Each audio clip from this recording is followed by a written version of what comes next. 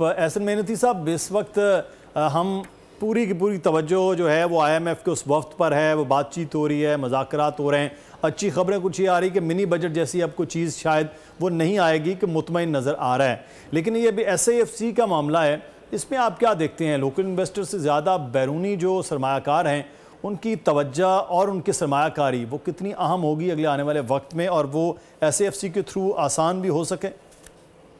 देखिए, I think it's a silver lining SIFC, और फिर इससे पहले जो CPEC प्रोजेक्ट्स थे वो एक सिल्वर लाइनिंग थी पाकिस्तान को इस ऐसे मामलात के अंदर जहाँ कि पाकिस्तान $6.5 बिलियन का जो है वो हमें जो है वो करंट अकाउंट डेफिसिट का सामना है, और फिर इसके बाद हम जो है ये एक शॉर्टफॉल है पाकिस्तान के लिए। तो आई थिंक कि ऐसी सिचुएशन के अंदर अगर हमारी मदद जो है हमारे जो अरब कंट्रीज़ हैं, Qatar, UAE, US, Saudi Arabia, अगर यहाँ से सपोर्ट मिल जाता है तो ये एक ऐसी सिचुएशन है कि जिससे इन्वेस्टर एक्सपेक्टेशन है कि पाकिस्तान के जो फॉरेन एक्सचेंज के जो मामलात हैं, अनसर्टेनिटी है, वो खत्म होगी। हमने देखा है रुपये के अंदर बतदरीज जो है 15 दिनों से जो है वो कमी हो रही है इस सिचुएशन के बाद कि हमने स्मगलिंग को कर्ब किया है। बट गोइंग फॉरवर्ड अगर पाकिस्तान इकोनॉमी को हमें स्टेबल करना है इन्फ्लेशन के लिहाज से, इंटरेस्ट रेट के लिहाज से, तो जाहिर है it is a very important कि SIFC के जो इनिशिएटिव्स हैं वो सक्सेसफुल हो। और आई थिंक कि इस हद तक जो है वो इसमें काफ़ी हद तक पेशरफ्त भी हो रही है। गवर्नमेंट की डेलिब्रेशंस हैं जो एक रीज़न बनेगा, होपफुली पाकिस्तान में रिफाइनरीज भी आएंगी, फॉरेन इन्वेस्टमेंट भी आएगी,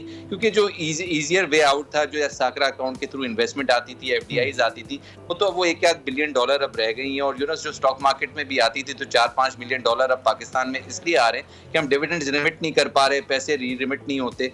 SIFC एक ऐसा पैराडाइम है जहाँ पे इन्वेस्टर को मौका मिलेगा कि वो पैसे वापस भी ले जा सके इस मुल्क से, जो इस वक्त मेजर कंसर्न है इन्वेस्टर का कि जाहिर है यहाँ पर एग्रीकल्चर के अंदर भी अपॉर्चुनिटी है, इंडस्ट्रियल जोन्स के अंदर भी अपॉर्चुनिटी है। तो आई थिंक कि उन एरियाज के अंदर इन्वेस्टमेंट अगर की जाती है और यानी कि मिलिट्री एस्टेब्लिशमेंट में अगर सपोर्ट होता है फॉरेन इन्वेस्टर्स को, तो आई थिंक कि उनका कॉन्फिडेंस भी बढ़ेगा। और फिर इसकी जो लिमिट्स हैं वो अभी इस वक्त तो प्रोजेक्टेड $75 बिलियन है या $100 बिलियन है। इवेंचुअली इसमें चाइना और फिर इसके बाद बहुत सारे ऐसे कंट्रीज हैं जिनका इस वक्त नाम भी नहीं आया। फॉर एग्जाम्पल कुवैत हो गया, या फॉर एग्जांपल जो हमारे दीगर जो ट्रेडिंग पार्टनर्स हैं पाकिस्तान के साथ, अगर वहाँ से सारे साउथ एशियन कंट्रीज है, वहाँ से भी अगर SIFC की मदद में फोकस होता है, because it's an agrarian economy, तो अपॉर्चुनिटीज बहुत ज़्यादा हैं।